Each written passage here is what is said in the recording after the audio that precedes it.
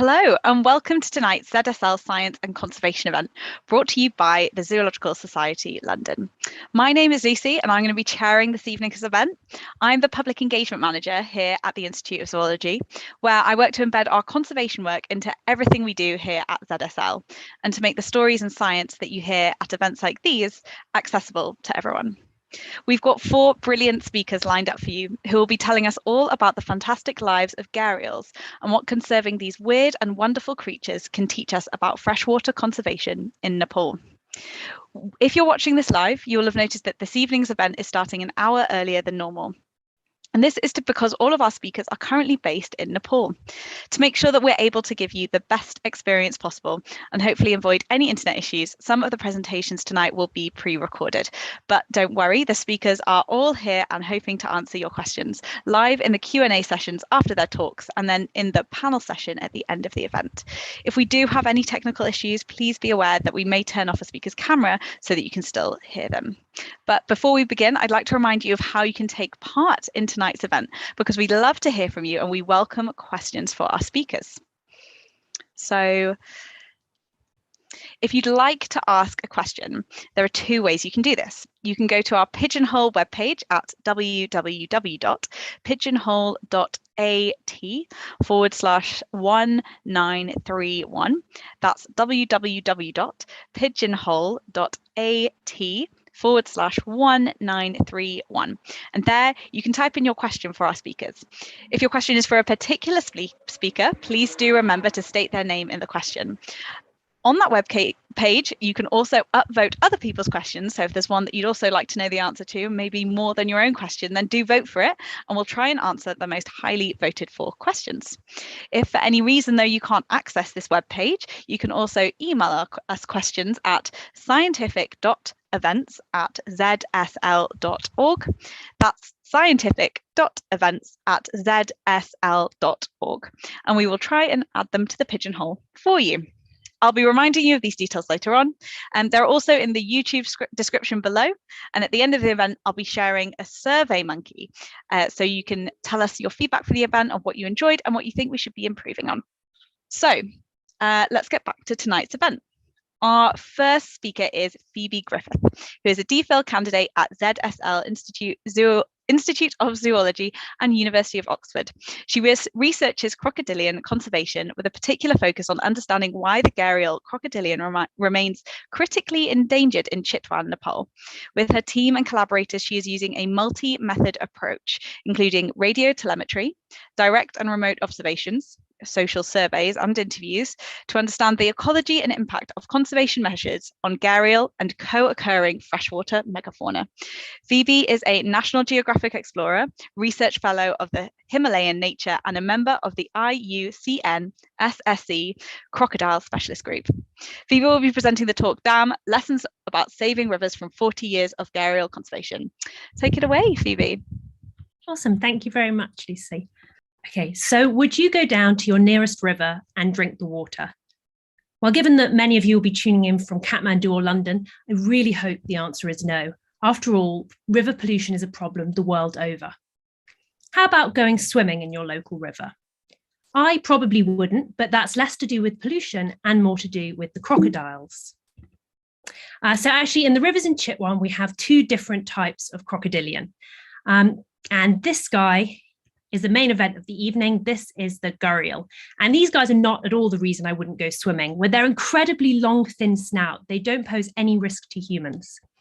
They do, however, share the rivers with mugger crocodiles, which are a much more kind of classic crocodile. And with their broader, shorter snout, they have a much more wide-ranging diet, eating everything from snails and crustaceans through to deer or ducks.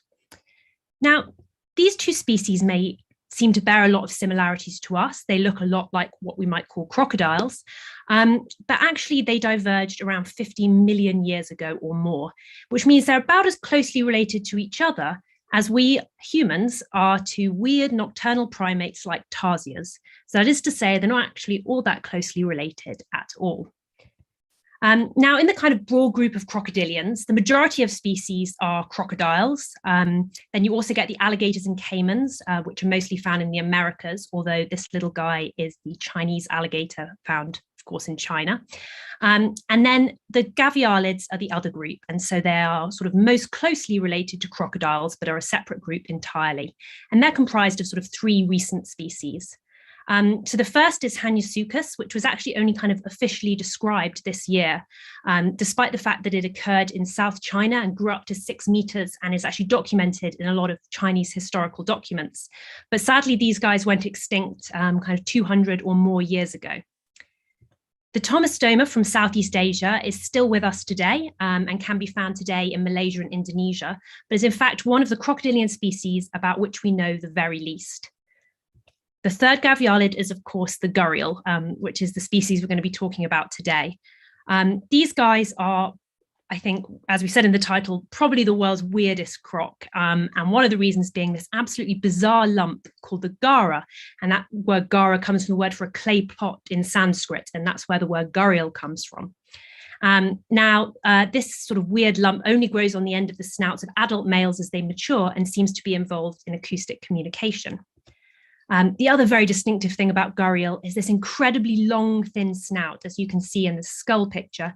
This is an adaptation to whisking their head really fast through the water to catch aquatic prey. And it really is only aquatic prey for Gharial. They start catching fish at about a week or so old, and it's fish dinners from then on in. They may grab the occasional frog or insect, or once they get really, really big, as in this photo, maybe crunch on a soft shell turtle, but nothing much bigger than that. And when I say once they get really, really big, I mean really big. Gharial get huge. Adult males can get to more than 6 meters long and weigh over a ton. Given that they start off this small, that's a really big way to grow. So this is the daddy and this is baby. And Gharial are actually absolutely fantastic parents. So this picture from the Gharial Ecology Project on the Chumbel River shows one male looking after a whole crush of hatchlings. And that fantastic parenting Ranjana is going to talk about more later this evening. But what this huge size difference between adults and hatchlings can tell us is what has informed the last 50 years of Gharial conservation. What's going to eat a 1-ton, 6-meter adult male with 111 teeth? Absolutely nothing. What is going to eat a delicious 30-centimeter baby? Everything.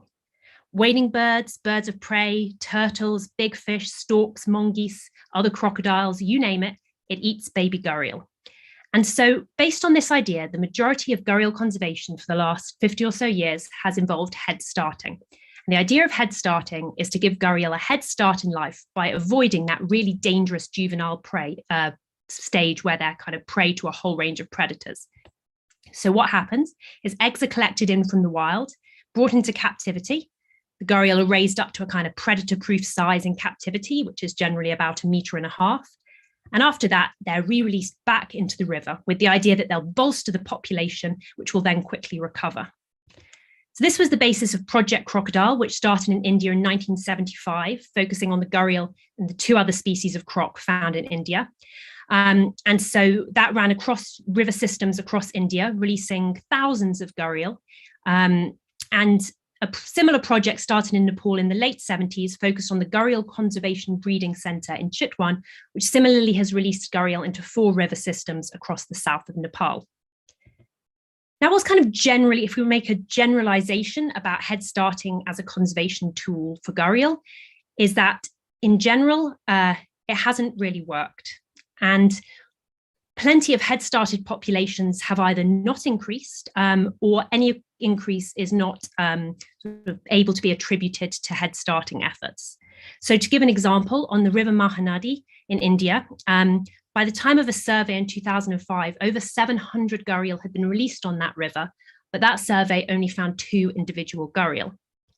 That isn't to say that head starting always doesn't work. Actually, where it gets really interesting is in some places or at some periods in time, it has worked. So for example, the Chumbel River in India, which is now the only viable Gharial population, at least initial recoveries in that population seem to have been bolstered by head starting efforts. And similarly in Chitwan, the head starting program found no success between the 70s and 2006, when the population actually very slightly decreased. But since 2006, the population has been steadily recovering. It's now about 250 Gharial, of which the vast majority come from the Head Starting programme. Why? Well, the overall impact of this kind of differences in impact mean the gharial does remain critically endangered. And to understand why they remain critically endangered, we have to ask, why were gharial in such a bad state by the 1970s? So to kind of zoom out and look at crocs more internationally, what was happening from the kind of 40s onwards is most croc populations were in a really bad way due to unregulated and unsustainable hide hunting. And by the 70s, lots of populations were in a really bad way, and a whole range of measures were brought in, and population recoveries happened either under kind of a sustainable skin trade or through direct conservation. And the overall impact of this was loads of species that were once endangered are now doing really well or even least concern. Now, that didn't happen for gharial. And the reason is that the primary reason that gharial declined in the first place was likely not hunting. So for a species to recover, you need to take away that initial threat that caused the decline, and there needs to be suitable habitat free of new threats for the species to recover into. And essentially that was possible for some of these species that have been nailed by hide hunting. But for the gharial, although this one small threat was removed, actually what happened was that the gharial that were being head started were being released back into rivers that still had lots of the threats that meant they declined in the first place. And so no matter how many gharial were being released into those river systems, they were just meeting the same fate. And so to kind of understand what these threats are and why they continue to be a problem for gharial, I'm going to go through a few one by one and look at why these are also problems for freshwaters more broadly. So first up, dams. So dams, barrages, weirs, humans absolutely love building these hard infrastructure projects across rivers for irrigation and agriculture, for industry, for flood regulation, and for hydroelectric power. And gharial head starting programs that have released gharial in populations upstream of dams seem to have had very limited success. And actually this sort of big change happened that I mentioned, the Chitwan population started recovering around 2006, seems to be that the release site was shifted to more than 70 kilometers upstream of a barrage in the Indo-Nepal border. And actually, it's probably not a coincidence that the only self-sustaining gharial population is on the Chambal in India, which is the only free-flowing river that still contains gharial. And other populations such as Katrinagat and Koji Tapu have similarly not seen large increases in population attributable to head starting programs. Why? Well, this has been one of our questions that we've been focusing on in Nepal for the last few years. And we think one of the key things is gharial immediately after release, in that first few months, they tend to move downstream. And if that initial movement downstream takes them through a dam or a barrage, it tends to be a one-way trip. And what this happens is it fragments populations and isolates gharial from suitable habitat, so leading to a lack of population recovery. And this seems to reflect what's happening with sort of hatchling and yearling juvenile in these above dam populations, is that these small gharial are moving downstream in their first year or so of life and getting fragmented from the parent population. And it's not actually just a problem for these small and recently released gharial. So we've been doing a tracking project in Chitwan for the last 4 years. And also the Gharial Ecology Project has been doing a fantastic gharial tracking project on the Chambal for more than 10 years. And what these have shown is gharial use huge distances in the river. The Gharial Ecology Project has found females moving more than 200 kilometers in a year to find suitable sites for feeding, breeding, and catching prey. And similarly, we found gharial making trips of about 140 kilometers in Nepal. So if these dams and barrages are fragmenting gharial habitat, they're going to be preventing gharial making these large distance movements when they have to. And this isn't just a problem for gharial. Actually, these dams are a huge problem for a range of fishes as well, particularly migratory fishes, which can be separated from suitable spawning or nursery sites. So a classic example is the salmon. But a whole range of species are negatively impacted, such as European eels, which can get trapped in reservoirs when they need to return to the ocean for their spawning migration. Species like marcia, sturgeon. In fact, since the 1970s, migratory fish populations have declined by more than 3/4. So freshwater megafauna are another group of species that are really impacted. These are freshwater species that can grow to more than 30 kilograms in weight. And this photo is one of the biggest freshwater fishes in the world, the Mekong giant catfish. And these guys have also been negatively impacted by dams that have separated them from their spawning sites. Other megafauna species are the Chinese sturgeon, where thermal regimes impacted by dams have reduced or delayed reproduction, or Indus and Gangetic river dolphins. In places, the populations have been severely fragmented, including in Chitwan, where we're down to the last one, maybe two dolphins from a population that was fragmented above the dam when it was completed in 1968 and has dwindled ever since.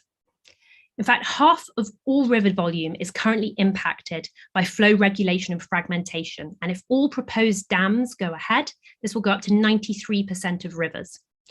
And we can consider this impact just purely thinking about the ecosystems, but it's also a massive impact on the fishes that form the basis of inland fisheries. Now, the Ganges Basin, over half the population of people who live there live below the poverty line. Many rely on freshwater fishes for food. But after the Farakka barrage was built in the 1970s, the upstream fishery collapsed from 19 tons per year to just 1 ton per year. So dams can have really big impacts. Actually, according to the Forgotten Fishes report, more than 200 million people rely on freshwater fishes for food, and more than 60 million people for livelihoods. And these numbers, though big, actually underestimate this importance, because these fishes are a really important source of protein and nutrients for vulnerable communities in Asia and Africa, and provide important food security in developing nations. If I can encourage you to go away and read one thing after this evening, it would be the Forgotten Fishes report. Now, although these fisheries are important, one of the key problems is that fishing can be unsustainable. And one reason why is through destructive fishing methods. And such fishing methods are the primary reason that gharial are not recovering very well in Chitwan, mainly the use of gill nets. So gill nets are these days mostly made from synthetic fibers, such as a monofilament nylon. And these are incredibly indiscriminate nets that basically catch anything that comes across them. And for gharial, this is a huge problem. They can get entangled and drown. They can get entangled and people kill them because they're frightened because they've caught a crocodile in their net. If they break free, they may have their snout entangled and starve over time, or their snout may get broken or cut off so they can be released. So they can have a whole range of impacts on gharial. And kind of if we look at this map, this shows South Asia, and gharial should pretty much be occurring in all of these lowland rivers, the Indus, the Ganges, and the Brahmaputra. And yet they're only in these kind of isolated populations, the only viable one being the Chumbel, which I've mentioned here in green, and Chitwan's up here. And most of these red populations are very small, just a few individuals and limited breeding recently. And this shows that gharial have disappeared from more than 94% of their former range. And these disappearances seem to be coincident in time in the 50s onwards with dams, which is the huge issue I mentioned earlier, but also with the proliferation of synthetic fiber fishing nets across South Asia. And although gill netting as a practice has really ancient roots, the use of synthetic fibers seems to have caused real issues for river species. And actually, another problem is because they're so sort of cheap and disposable is even when they're thrown out, which is very regularly because they're so disposable, they continue ghost fishing. And so catching and killing wildlife all the way down the river and into the ocean. And in fact, 10% of plastic pollution in the ocean is thought to be this type of ghost gear.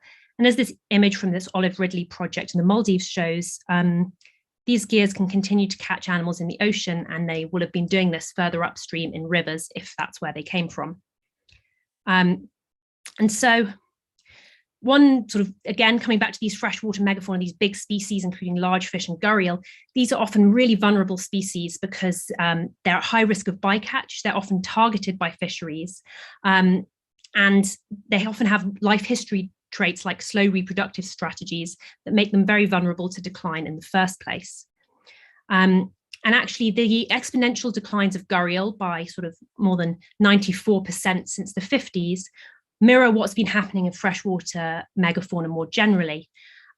So this shows that freshwater megafauna populations in Indo-Malaya have declined by 99% since 1970.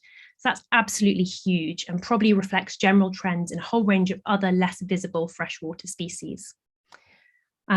So some of the ways forward for the future will be sustainable management of these fisheries, particularly sustainable management led by the communities that rely on them, as communities need to have the ability and power to sustainably manage the fisheries that are so important to them.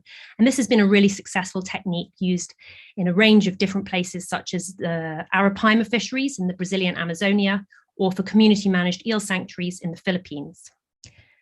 So on to the next threat, habitat degradation. I kind of barely know where to start with habitat degradation, but this kind of covers all the damages to freshwater habitats from urban areas, agricultural expansion, canalization, substrate mining, especially sand mining, which Bibek's going to talk a lot more on later on. And basically, when the river system is hugely changed for kind of various human purposes, this has a knock-on impact on a whole range of species. And gharial are especially vulnerable because they need these pretty intact types of riverbank. If there's any kind of industrial or agricultural encroachment right up to the river, they tend to do really badly. And so this is almost too broad an area to discuss every aspect of, but is incredibly important for freshwater conservation. And the particular issue of sand mining, I'm looking forward to hearing more about later. So to return to the question I opened with, would you go to your local river and drink the water? Well, clean waters are an issue the world over. And the Ganges Basin, the only basin in which we now find the gharial, actually supports more than 400 million people. But in 2016, a study found that 41 of 45 sampling stations on the river was above the acceptable limit of fecal pollution, which is terrifying for public health. And actually in 2007, there was a huge die-off of gharial in the Chumbel River, which had people really worried about the persistence of the species. And although the cause of the die-off has never been definitively confirmed, it's likely to have been some sort of point source of pollution, perhaps the dumping of a chemical or drug in the river. And as long as rivers are treated in this way, seen as some sort of sewer or place to flush things away for wastewater management, we're inevitably going to see die-offs like in the gharial or in other croc species, or perhaps whole areas where rivers are biologically dead. And as I mentioned, this is also a massive public health issue, as according to the UN, severe pathogen pollution affects 1 in 3 river stretches in Asia, Africa, and Latin America already. And finally, I want to end with one of my favorite pictures I've taken. This is one of my team members, Prakash Basnet, holding a baby gharial. He's actually just won a local conservationist hero award for his work on gharial in his local rivers. So Prakash is local to the Chitwan area. And where people who live alongside gharial don't want to live alongside gharial, then conservation is never going to succeed. People need to be involved in conservation. They need to be allowed to understand and access the benefits of gharial being there or of those rivers being sustainably managed. And they need to have the ability and power to be involved in decisions about those rivers. Without this, no conservation project is going to succeed. People making decisions and being involved in the management of their own rivers is always going to be the most ethical and sustainable way forward. And Bhagawan is going to talk more later about involvement of communities in gharial conservation. But as one example, the community forests on the edge of Chitwan have recently seen huge increases in gharial numbers, including nesting in these forests last year. And so the goal of freshwater conservation is always going to be really intimately linked to bring benefits to those people and communities who depend upon rivers, especially vulnerable communities like fish-dependent communities. So finally, what does this all tell us about saving rivers into the future?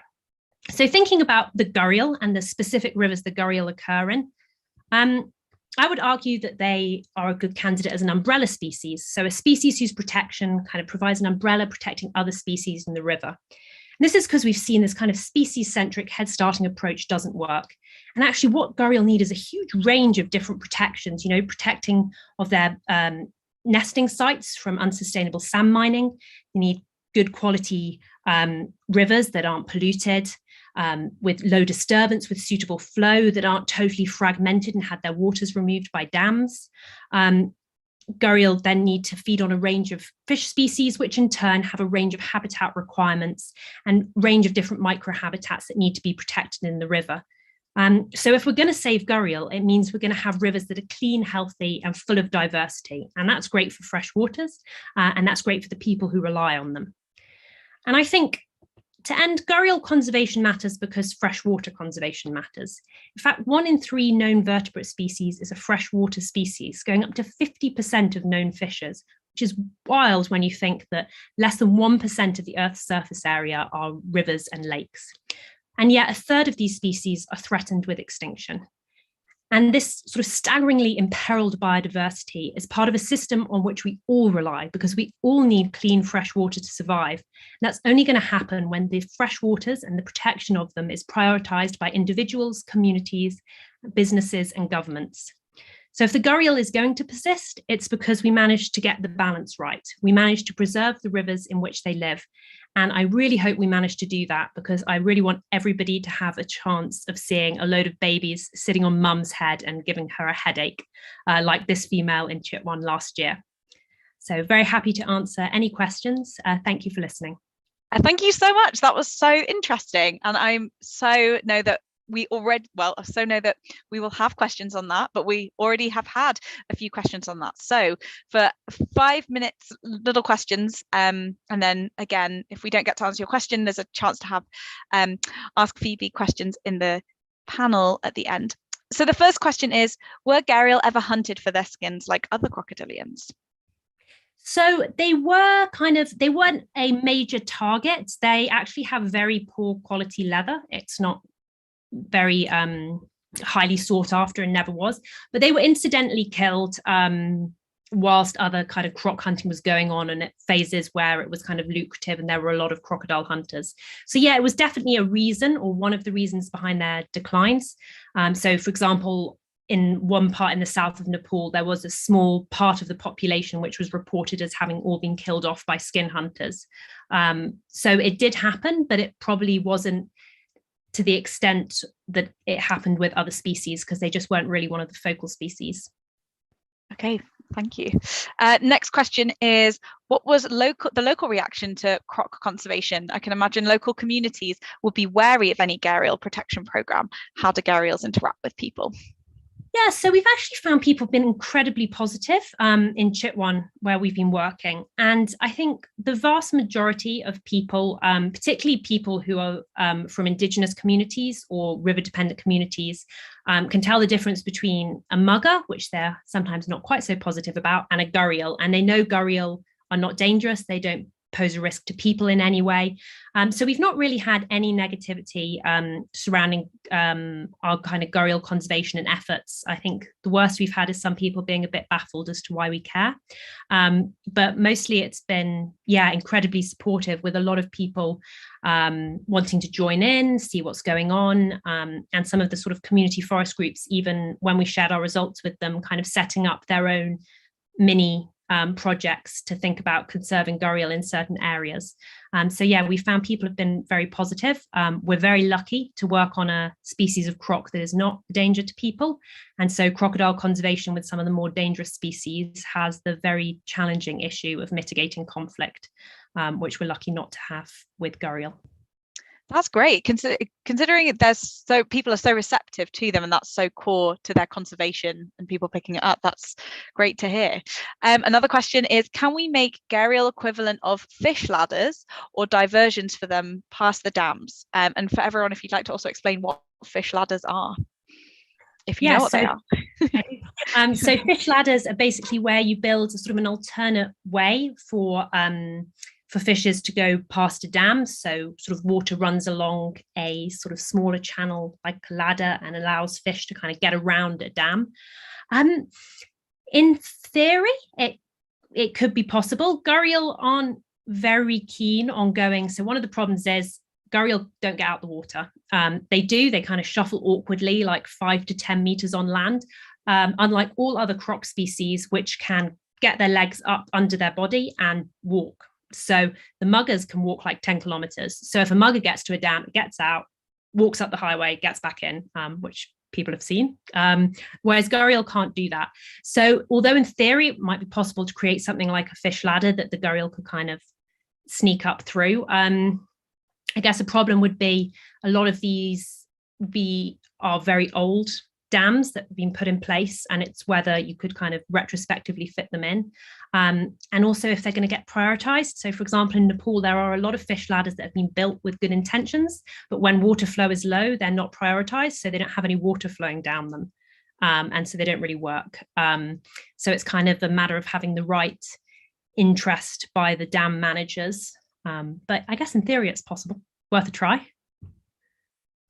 Great, fabulous, thank you. So I think we have reached the end of our Q&A time slot, but there will be more time to ask Phoebe questions if you have any at the panel section at the end. Thank you very much, Phoebe. Thank you. So moving to our next speaker, I'd like to introduce Ranjana Bhatta.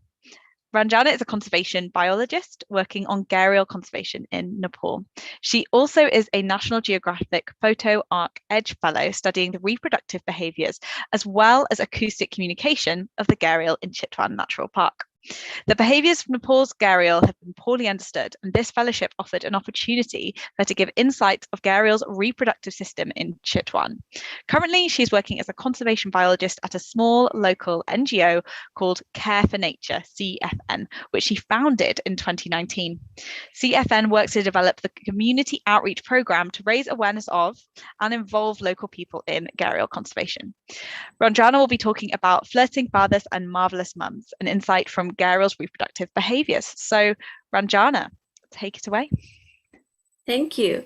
Hello everyone, good evening. And today I'll be talking about reproductive ecology of gharials in Nepal, based on Chitwan.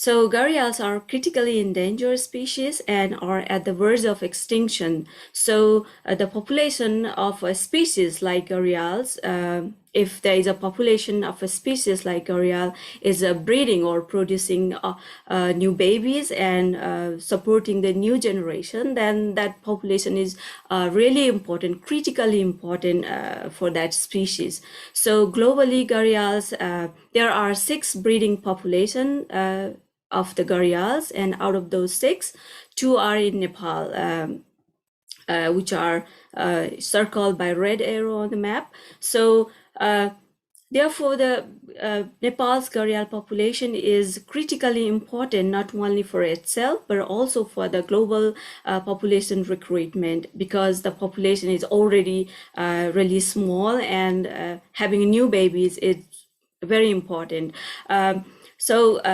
The breeding population of Nepal is at the moment 25 individuals per year, which is pretty good. From recent years, there is increasing in numbers, also the adult male, because there are some more males growing in Chitwan.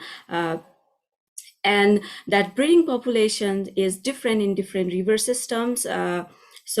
Basically, high number of breeding individuals are in Rapti River, which is a tributary of the main river system in the Narayani in Chitwan National Park. So Chitwan National Park has 2 major river systems, Rapti and Narayani, and both of them is a good habitat for the gharials. So, and the other one is Babai in Bardia, which is a bit far western part of the country, and this population is newly identified as a breeding population, so which is really good for all of us. That will help to increase the population of this critically endangered species.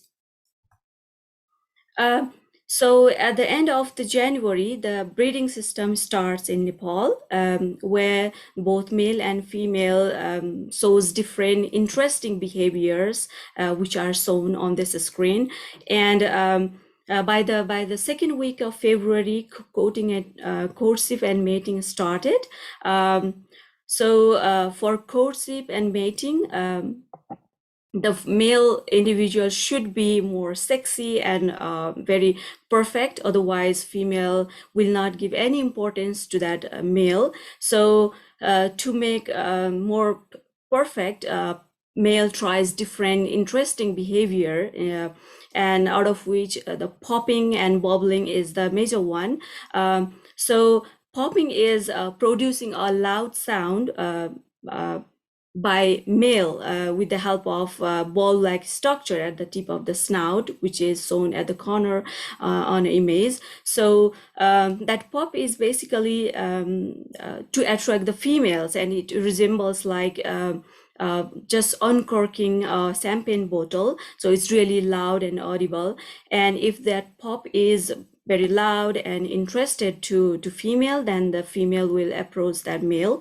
So in general, the courtship started with popping and bobbling in the water by male, and then female approaches the male, and different other activities, other behaviors are shown by both male and females, like circling around, and then they dance in the water, the body waving dance. That was really interesting. Like they just move like this, and then they do tail waving dance, and they rub snout of each other's, and then and this courtship and mating process could be really short, or it could be really long, just repeating same behaviors again and again. So this graph shows the mating process that I observed over 2 years in Chitwan. So this is how they do mating process.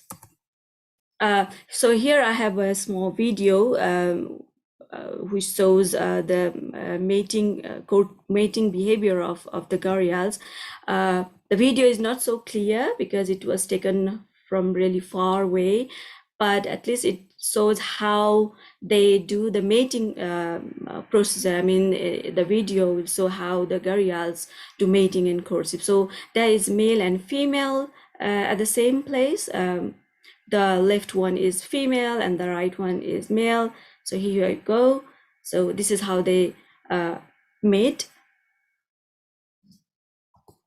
And so gharials are really social and very social animals, especially in breeding times. Many adult female nest at one place together. They for nesting, they prefer sandbanks, which is very near to the water and very slopey, of course, and with thick sandbanks, thick amount of sand, so that they can dig the sand and lay eggs. But finding the proper habitat or suitable habitat for laying eggs in Chitwan become very challenging at the moment because of the habitat degradation. Because you already knew there are so many threats, including the sand mining and the river, so that has squeezed the suitable sandbanks for the gharials that can be used for the nesting. So here I have a video where two females are fighting for nesting sites. So at the moment in Chitwan, the nesting banks are overcrowded. I mean, like 20 females lay eggs within a small stretch of the riverbank. So that overcrowded has increased the nest infertility because there is a lot of pressure in the nest. And the second point is some of the females are using really flat sandbanks for nesting, just to avoid that crowd. And at the low flat sandbanks, there is high probability of inundation. So the nest get inundated by the river water, and there is obviously the nest will failure. There will be no hatchings coming out of the nest. So this has really threatened the natural recruitment of the populations. So the hatchlings will come out of the nest during June. the babies makes a call from inside the nest, and if the female hears that sound, she will come to the bank and then dig the nest and bring the babies out. And the interesting thing is all the babies hatchlings of the gharials have to move into the water by themselves. Of course, the mom will assist them to reach into the water, but unlike other crocodilians, they just can't walk. That's why they choose the slopey banks for nesting. And yes, this is something very interesting when we talk about the reproductive ecology of gharials. They are very amazing parents. They are extraordinary parents where both male and female involve looking after the babies. They take care of their babies for about 2 months or so, until the river is flooded by monsoon. So we call them alloparents because they look after a huge group of the hatchlings, and those hatchlings are not coming from only one nest, but they are coming from several nests from a nesting site. So it's not about only only about your own babies, but it's about babies from all the nest, you know. So all the hatchlings from different nest gather or come together in the rivers at the river bank, near the bank, in the river near the bank, and then one dominant male or female look after the huge group of the hatchlings, which we call the creech. So that's why they are amazing parents. So usually in India, in Chambal, both male and female have been found taking care of the babies. I mean, both of them are involved actively in gardening the babies. But in Nepal, males are not so active for guarding the babies. Most of the time, females are gardening the baby at the gardening sites. But occasionally we have seen sometimes, you know, the male involving or looking after the babies only in Narayani River, which is in the eastern part. So, which is on the western side,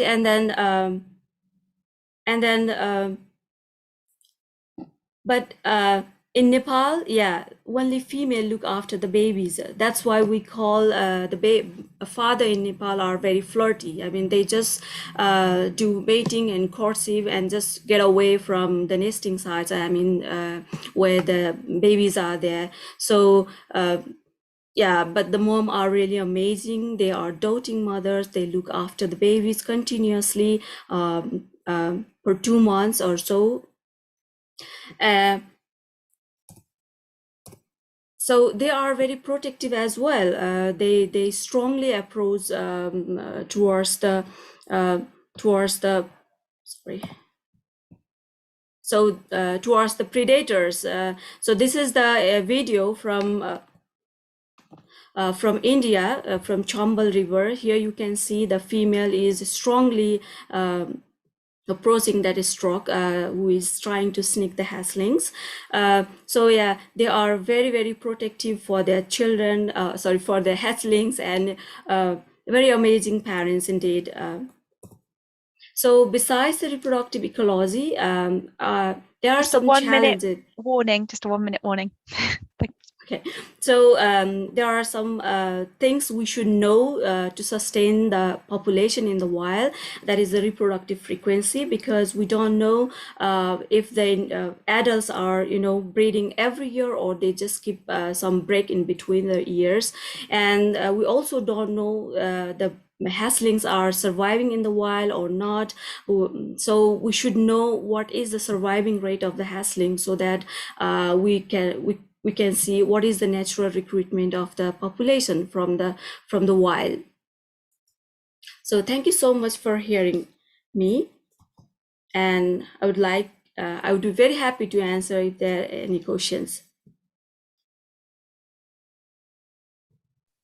Fabulous, thank you. So I do know that we have already had questions coming in. I'm just going to remind everybody how they can submit questions as well. So if you want to go to www.pigeonhole.at/1931, or you can email scientific.events@zsl.org if that's not working for you, and we will pop them into the pigeonhole for you. But I do know already we have had questions coming through. Thank you so much for that presentation as well. That was great. I love the body wave dance section because I think, I don't know, the common mating behavior with humans probably as well. So questions that we already have had through. Ranjana, thank you. Your observations on gharial mating behavior is fascinating. Is this behavior different from other crocodile species? Most of the crocodilians are, similar, but the gharials are more focused on parenting. I mean, they show amazing behaviors on parenting as well as mating behaviors. For example, the pop sound. The other male crocodilians, especially the adult one, do not produce that kind of pop sound, but the only Gharials produces pop sound to attract the female. So that is something different from other crocodilians. And alloparenting is also present in other species. For example,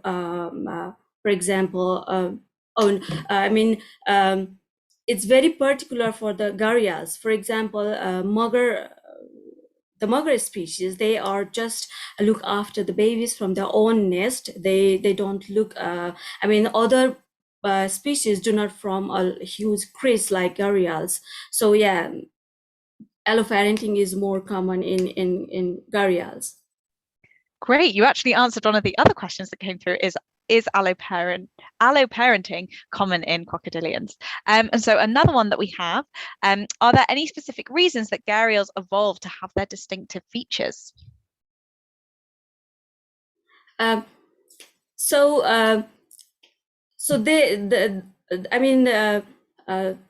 Is that the question for specific behavior of the gharials? Does that mean?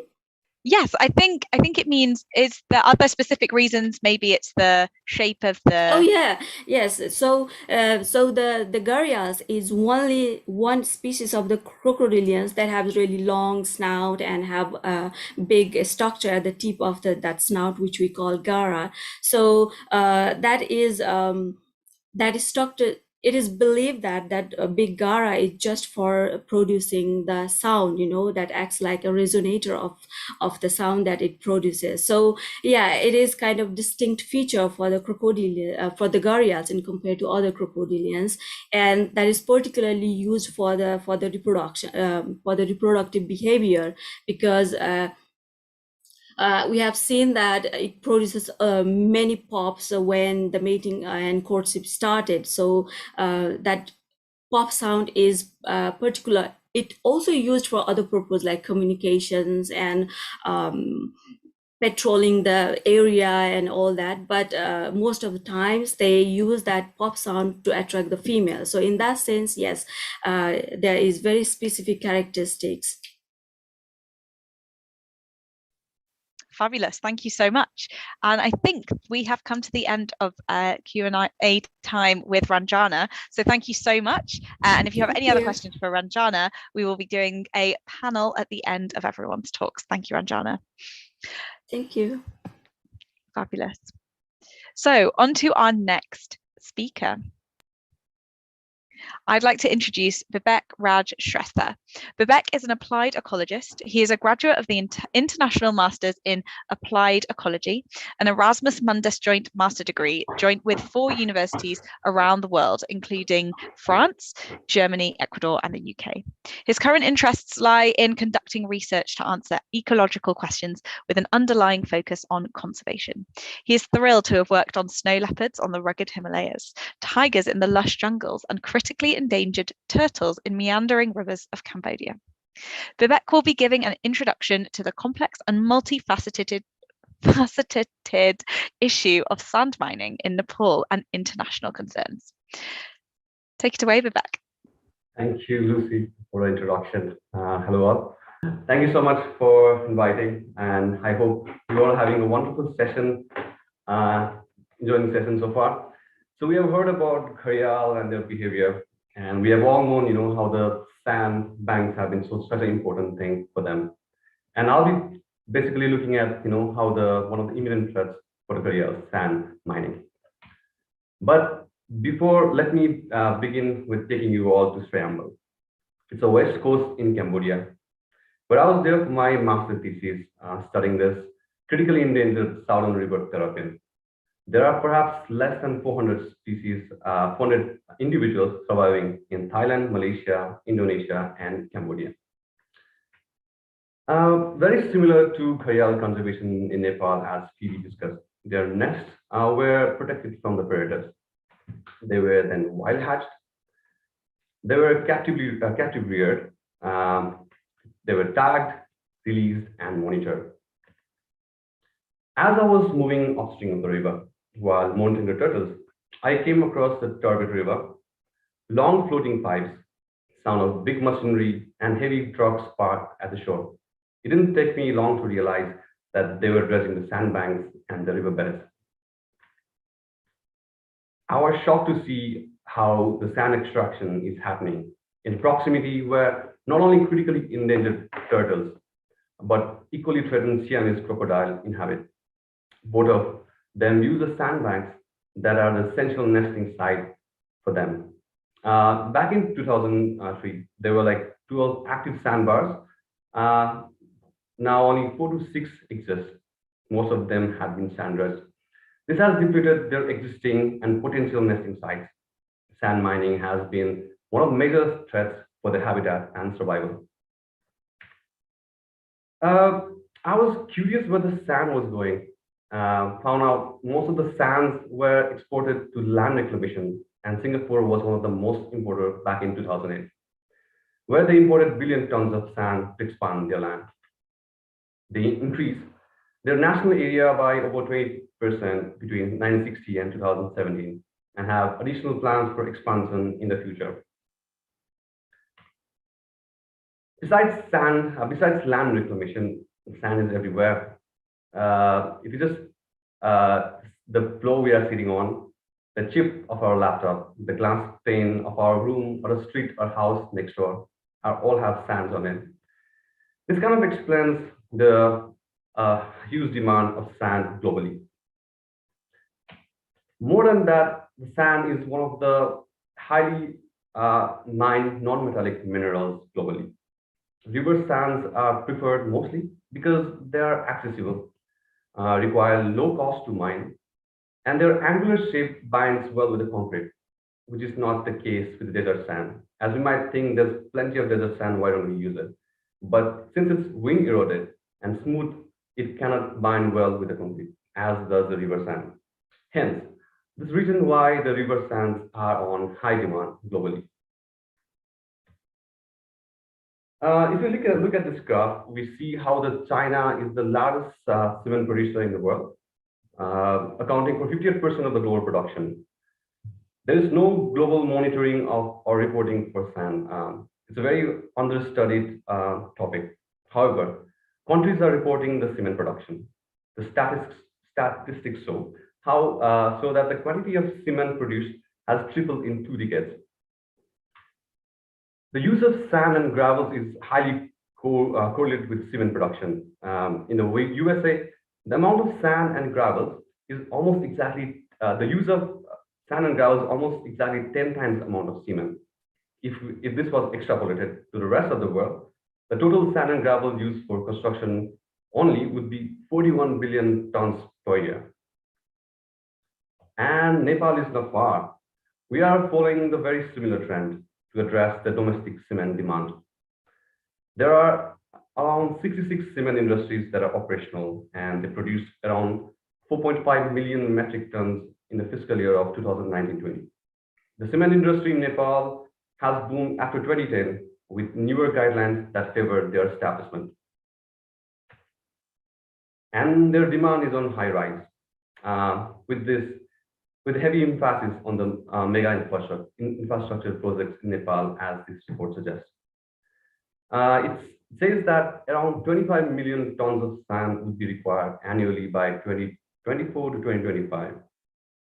With this projection, around more than 250 million tons of sand would be required for the planned construction. This will add a huge pressure to existing river streams and newer river channels within the country to source the sand to meet the demand. Let's see how the sand mining impacts the river ecosystem. We have heard in the talk by Phoebe and Ranjana how the Chambal River is one of the very much habitat for the Gharial River. Since 2013, this river has been dredged onwards. That's the reason why the sandbanks that's used by Gharials are disappearing significantly. We'll try to look at the impacts of the sand mining. So there are basically two impacts that we can see. So I'll walk you through this graph. So direct impact is how the removal of sand of the material is directly responsible for impacting the ecosystem. For instance, the removal of the floodplain habitats. While indirect impacts are related to ecosystem changes in the river system that are caused due to physical change in the river due to sand mining. For example, the removal of sand will cause the changes in the river channel, which can impact the distribution of habitats and ecosystem functioning. We can summarize the impact of sand mining in three different categories. In the physical scale, the mining of the existing stream bed can lead to undercutting and collapse of riverbanks, loss of adjacent land structures, and erosions. While the mining activities, like the pore dumping and chemical spill, could also deplete the water quality, which definitely will impact the aquatic habitat downstream. And ecologically, the removal of the channel substrate, clearance of the vegetation, and can impact the species attached in the stream bed. These changes will impact the freshwater species like dolphin and Gharials.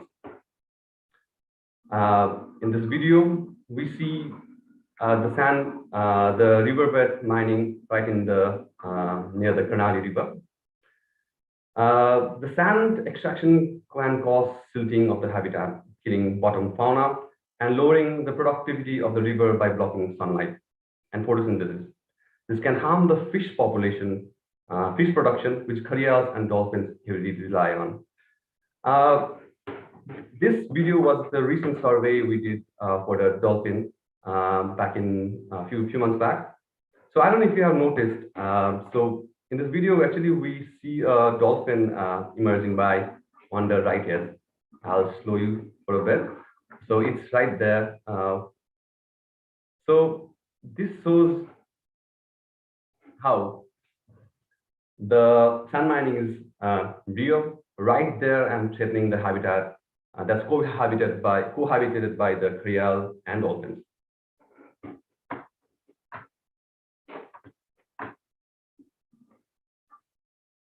There was a recent preprint from Aurora Torres and their team where they looked at how the construction mining of sand, gravel, and cross rocks on species endangerment. They found that 4 of known species have been extinct due to construction mining. And it has impacted at least 1,047 species. Asia Pacific region countries have the largest percentage of threatened species due to the construction mining, and that includes Nepal, with 7% of the threatened species. They also looked at how the construction mining impacts different taxonomic groups, the habitats, and the range, which range from the freshwater and marine megafauna to meofauna of ground habitats. In Nepal, we have Gharial Conservation Action Plan that have acknowledged that sand mining as a major threat for Gharial conservation. They have also suggested for restricted and no-take zone. Likewise, we do have a national guideline that talk about restriction of mining in sensitive area like national parks, which is good and optimistic. However, I feel as they sound good in the paper, their inaction is equally challenging. And effective and strict monitoring and compliance, at least in prime regions of endangered species, should be of priority. Finally, with all these grim pictures of how bad sand mining is, I also wanted to bring some hope that we still can control the damages of sand mining. This is an example where sand addition has been found to work in Gharial River of Katarnia Ghat, further south to where we spotted the dolphin before. With sand addition, they found that there was twice as many nests laid by the Gharials with slightly increased hatching success. Of course, this is one more minute, Bibek. Yeah, I'm almost done. Of course, this is an interim attempt, but needs landscape-based solution to conserve the Gharial in the river habitat. Finally, wanted to conclude on a note that the threat of sand mining to freshwater habitats is undoubtable. But again, we do need sand for economic development, and banning would only fuel their illegal sourcing. I do feel the need of a sustainable sand mining without compromising the biodiversity loss. Thank you.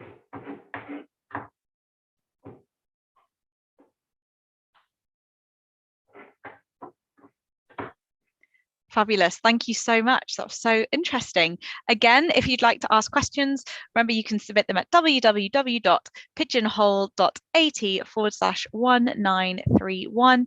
And if you'd also like to put the name of the person that you're directing the question to, as we're now with a number of speakers, got a number of different types of questions. So the questions that have already been coming in are, the impact of sand extraction is devastating in Nepal. Are there any policies or industry regulations that have been developed to protect this valuable habitat? There are different guidelines for sure. Like for instance, we do need an impact assessment before doing the sand mining, and they do have like strict rules for that. But again, the concern would be like the independent monitoring afterwards. Like are they complying? So they have the rules that they cannot go some meters beyond the road. They cannot do some like they have to leave for the where the people leaves. So there are different rules, but I do feel that they are not well monitored enough. So yeah, that's quite an important thing to consider. Great, thank you. Next question is, are there any current alternatives to river sand in construction industries? Yeah, actually there is. So people have been using something called artificial sand. So it's actually used from the crossroads. So this is something on development, but the thing is, it's quite expensive. So that's why I think like it hasn't been used yet. And so people are now trying to promote like using the sand again, like the one that we get demolished and goes in the landfill site. So they are like promoting to like they should be used again. So yeah, that's the alternative they're looking for. Fabulous, thank you so much. And so that I think is the end of question time with Bibek, but we will have more opportunities to ask Bibek questions at the panel question session at the end. So now on to our next speaker. Our next speaker is Dr. Bhagawan Dahal.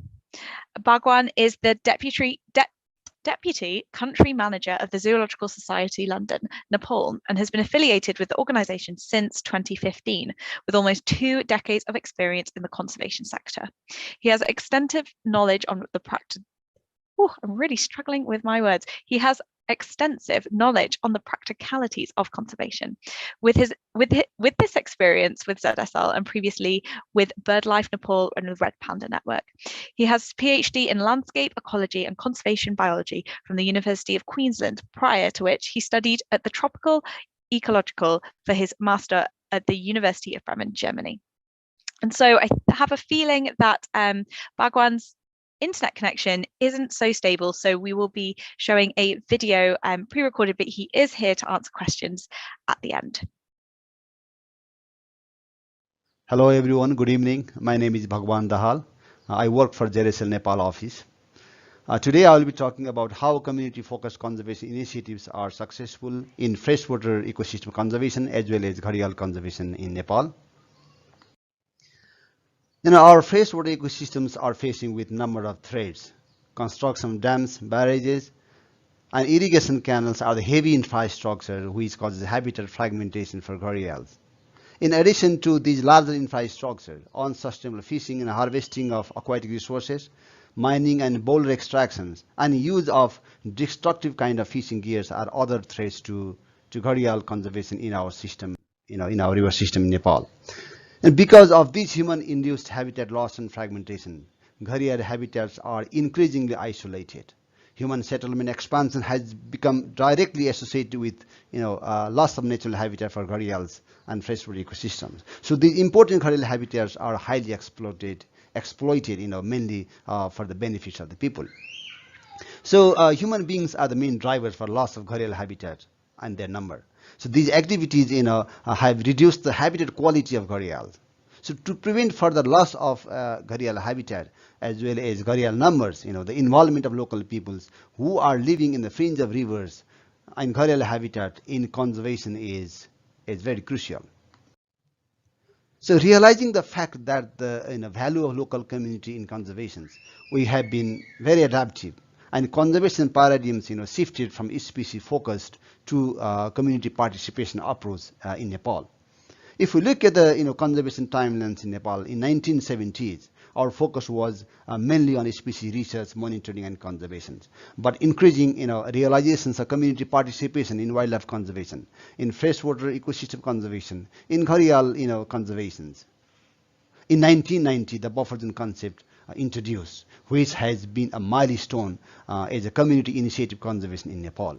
And this initiative has also opened an avenue for sustainable conservation of freshwater ecosystems in collaboration with fish-dependent communities, or let's say river-dependent community in lowland Nepal.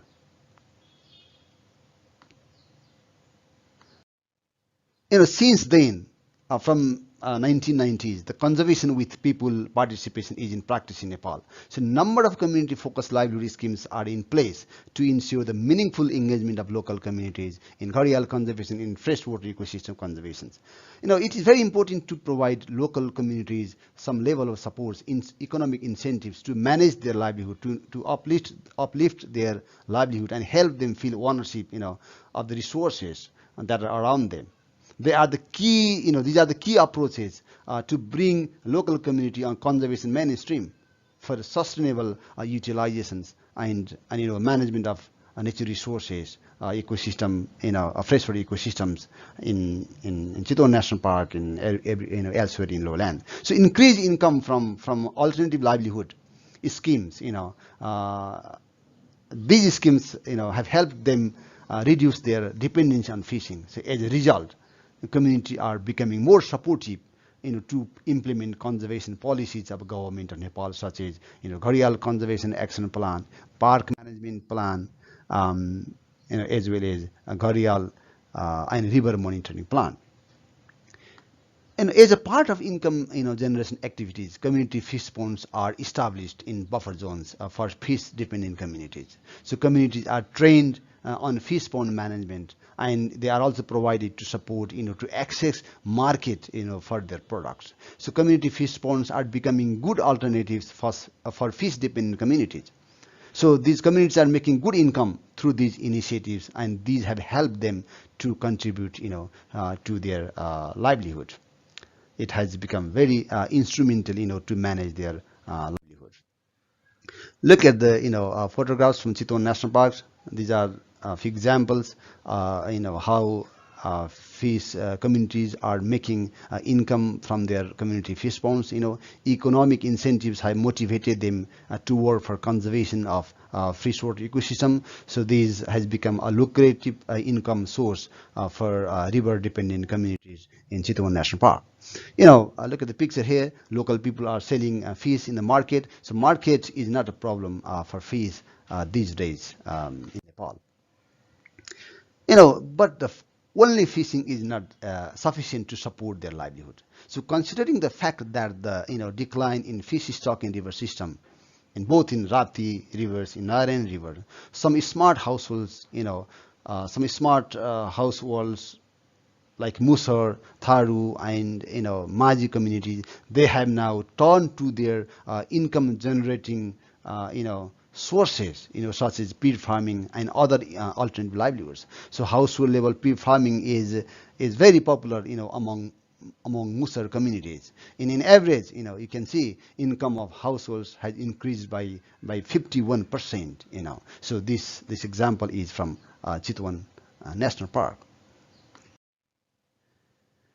The community ecotourisms are increasingly popular in Nepal. So Gharial-based ecotourism has been a lucrative income source for indigenous fish-dependent communities in Chitwan National Park. So this has helped, build positive attitude towards Gharials.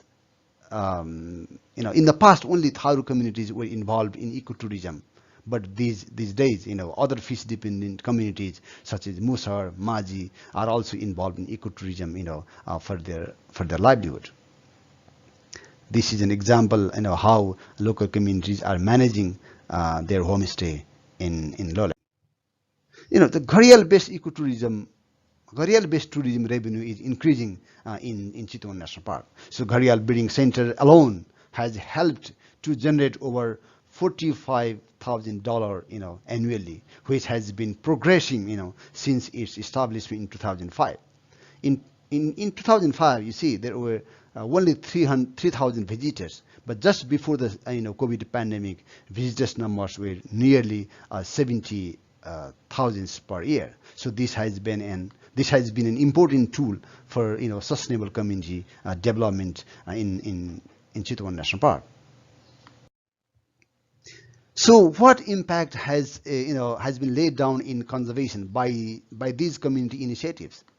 So communities are taking stewardship for conservation. They now understand the values and benefits, of resources, from sustainable management of freshwater ecosystems and other, wildlife and nature resources, including Gharials. And they go for periodic patrolling to protect, Gharials and its habitat through establishing Gharial guard groups. They are now regularly, monitoring nests and breeding sites of Gharial and protecting them from intruders. So, a strong, communication system has been established to communicate between local people and park authorities. So now communities are regularly providing information to park authority. This is a great achievement, from these initiatives. So these are the examples how local people are working with park authorities for Gharial monitoring. They received training with latest technology for Gharial monitoring from National Park, as well as conservation partners like GIIS. They do regular breeding sites and nesting monitoring with support from Chitwan National Park. You can see here the huge participation of local communities in Gharial conservation in Chitwan National Park. We can see the first-hand impact. Communities have been rescuing Gharials and are continuously in touch with park officials. Community-led Gharial guard groups rescued Gharials in close coordination with park authorities, and now community regularly report if they see Gharials are in trouble. They have very good communication with park authority. These are the examples how Gharial guard groups have rescued Gharials and handed over to Chitwan National Park for proper management. Communities are working with park rangers in protecting Gharial eggs. So this has changed in the dynamics of park people relationship. People and park rangers are jointly monitoring nests and breeding sites of Gharials in both Rapti and Narayani river system. So because of all these initiatives, Gharial habitat are now increasingly improved in Rapti and Narayani river system. And because of this improvement of habitat quality in the system, in the river system, Gharial numbers on the rise. If we look at Gharial numbers from 2011, there is significant increment. We have now nearly 125 Gharials in Rapti river alone. And in both rivers, Rapti and Narayani, we have over 215 Gharials. So this has been only possible due to collaborative effort of communities and government. We have very strong partnership, in conservation in Nepal. government, conservation stakeholder, and local communities are on the same board, for the conservation of nature resources. So I'm just presenting the Gharial numbers from Rapti River only. So thank you very much. We are very much thankful to the Ministry of Forest and Environment in Department of National Parks and Wildlife Conservation and other conservation partners, including local communities, buffer zone communities, fish dependent communities. Thank you very much for your time. Fabulous. So I think we're going to try and see how Bhagwan's connection is doing for a question that we have. Hello, Bhagwan. Hi, Lucy. I'm in the field, so I'm far from the good internet access. So I have switched off my camera to make our conversation easy. Okay. Please, sorry for that. Oh, no problem. Well, you're coming through completely clear. So seems to all be working. So we already have a question for you. Thank you so much for your talk. Incredibly interesting. Again, if people want to submit questions, that's www.pigeonhole.at/1931. And we're going to be moving to the panel conversation. And so if you want to add any questions for the panel conversation, please do go on there as well. And make sure to upvote. Even if you don't have any questions, you can support questions and see which ones are interesting. So Bhagwan, a question that we have for you is, how did people find switching from river fishing to pond fishing? Were they happy to make the switch? Do you think working with communities is key to successful conservation? Thank you for the questions. This very interesting and important questions. Fish stock is declining in both river systems, in Nepal. So, these days it's very hard, for fish dependent communities, to catch fish, let's say even half kg or 1 kg fish catching, after whole spending is so difficult, so they're so happy to go for alternative livelihood schemes. For example, what we are providing them, like livestock farming, community fish ponds in the buffer zones, in the community forest area, and these are becoming more popular, because of the, less fish stocks in the Narayan system, and again,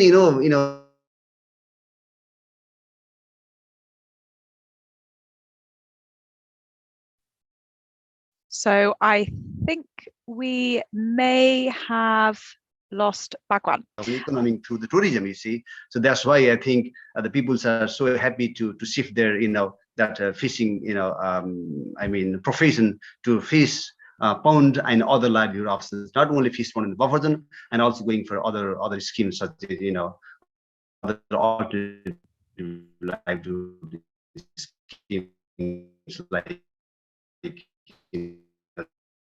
they go. Bhagwan, I think we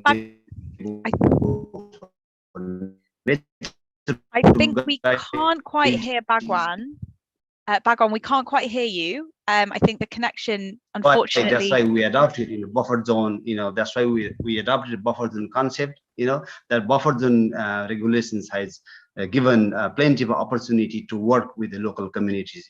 For the natural resources in management in a sustainable manner. Great, thank you so much, Bhagwan. I think we got little snippets of that in and out, unfortunately, and also fortunately. And thank you so much. I think we're going to move on to the panel now. So if all speakers would like to turn their cameras back on, and we can have a chat. So we've had questions come in, and remember, I'm going to just remind everybody how to ask questions. So that is www.pigeonhole.at/1931 or email scientific.events@zsl.org. And again, you don't need to be able to submit your own question on Pigeonhole. You can look at other people's and upvote and be pro certain questions. So we already have some come in for the panel. Recently, for the panel, or question for Phoebe. Recently you attended the Nepal Crocodile Conservation Fair 2022 at Chitwan. Please, can you tell us about this? Sorry, I misread that one. That's I think that's just for Phoebe, unless everyone was there. Was everyone there, just Phoebe? Well, I'm actually going to pass the question on to Ranjana because she knows the most about this, but it was an absolutely fantastic event for raising awareness in the community in Meghali, one of the areas on the Rapti River, about gharial and crocodile conservation. But Ranjana and her NGO were key in organising it. So Ranjana, I'll give you the floor. Thank you, Phoebe. So, yeah, this fair was organized by Care for Nature, and the main aim was to involve the local people, to aware the local people for the conservation of gharials. So in Nepal, gharial is a little bit in backwards. I mean, most of the people know a lot of things about other species like bigger mammals like elephants, rhino, and all those, tiger. But the gharials is equally in danger, even more. But the information is not very common among the people. So we just our main aim was to aware the people through the conservation fair, because in Chitwan, especially in Nepal, kind of festivals and fair are really famous, and people like to go kind of gathering, and they enjoy. So we thought that's a good way of transferring the knowledge to local people. And the second part was we tried to develop the conservation culture in the society. So basically, we started from the school children. So it was for 2 days, and on the first day we did school campaigning, educational campaign in school. So it was like we organized different activities, like giving some presentation about the gharials, and then we involve the children in essay writing, poems about the crocodiles and all those. And it was very, very successful events. I mean, it was people were actively participated, and we got help from different organizations, even many more than we expected. And we got really positive reviews. And the most important part of that event was participation of the students from different colleges. So many students, especially bachelor's levels students, were there. They volunteer the programs. So yeah, it was basically to aware the people about the crocodile conservation. So we just said, hey, crocodile is also equally important as the large mammals, and crocodiles can also be used for the promotion of the tourism. Yeah. Hopefully I answered the question. Yeah, that was great. I found that fascinating. Culture change is such a huge thing, and you have to do it at so many different levels. Next question is, and I think this is to any member of the panel, do you think that the obscurity of gharials may be hindering international support for conservation from non-gharial countries? If more people worldwide were aware of them, would that help efforts?